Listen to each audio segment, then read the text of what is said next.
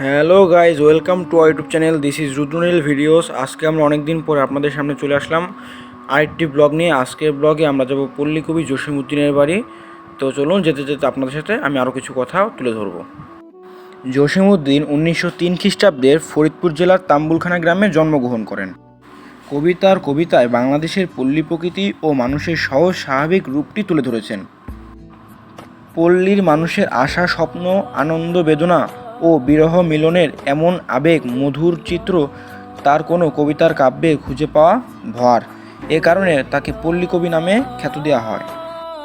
কর্মজীবনের শুরুতেই তিনি কিছুকাল ঢাকা বিশ্ববিদ্যালয়ের অধ্যাপক ছিলেন। পরে সরাসরি তথ্য ও প্রচার বিভাগের উচ্চ পদে যোগদান করেন। ছাত্রজীবনেই তার কবি প্রতিভার বিকাশ ঘটে। বিশ্ববিদ্যালয়ে অধ্যাপককালেই তার রচিত কবর কবিতাটি প্রকাশিত বাংলা সংকলনের অন্তর্ভুক্ত হয়। জসীমউদ্দিনের উল্লেখযোগ্য কাব্যের মধ্যে রয়েছে নকশিকাঁথার মাঠ, সেজনবাদিয়ার ঘাট, রাখালি, বালুচর, হাসু, এক পয়সার বাঁশি, মাটির কান্না ইত্যাদি। তার নকশিকাঁথার মাঠ কাব্য বিভিন্ন বিদেশি ভাষায় অনুমোদিত হয়েছে। চলে মুসাফির তার ভ্রমণ কাহিনী। বিশ্বভারতী বিশ্ববিদ্যালয় তাকে সম্মানসূচক ডিগ্রি প্রদান করেন। এছাড়াও তিনি 21 পদক লাভ করেছেন। 1976 সালের 13 মার্চ কবি ঢাকায় মৃত্যুবরণ করেন।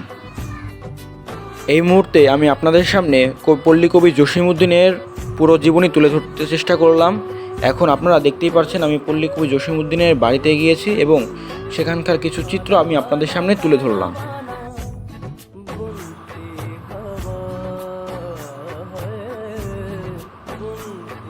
এখনই আপনারা দেখতে পাবেন পল্লী কবি জসীমউদ্দিনের ব্যবহারকৃত কিছু জিনিসপত্র, যেমন পুতুল, তার খেলনা, তার যন্ত্রপাতি, টাইপরাইটার ইত্যাদি।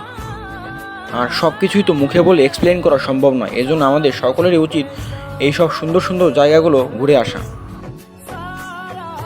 এই বিখ্যাত জায়গাগুলো আমাদেরকে বিভিন্নভাবে অনুপ্রাণিত করে। এখানে আমার তার জীবনী তুলে ধরতে কিছুটা ভুল হলেও আপনারা আমাকে ক্ষমার দৃষ্টিতে দেখবেন।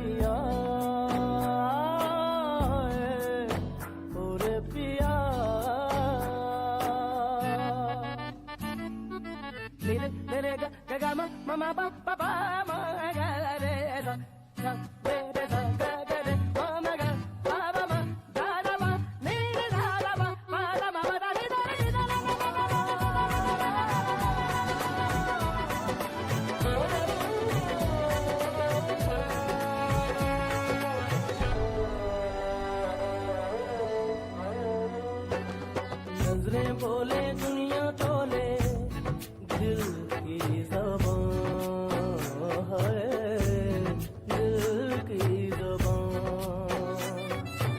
इश्क मांगे इश्क चाहे कोई तूफान है, चलना हिस्से इश्क नया है।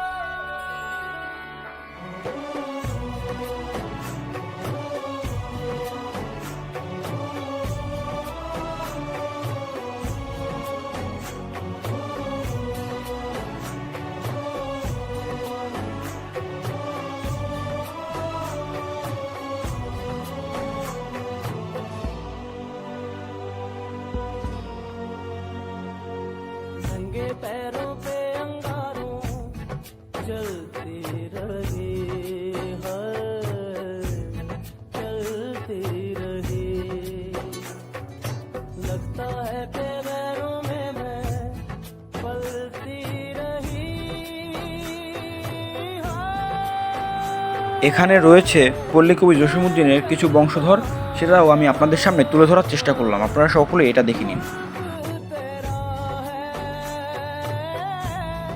जाहिल ज़माना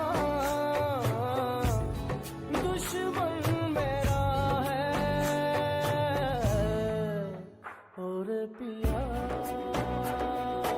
है এরই মধ্যে আমরা এখন পল্লীকবি জসীমউদ্দিনের বাড়ি থেকে বেরিয়ে তার বাড়ির সামনে কুমার নদের একটি অংশের সামনে এসে বসলাম। সেটি ছিল অনেক সুন্দর একটি পরিবেশ।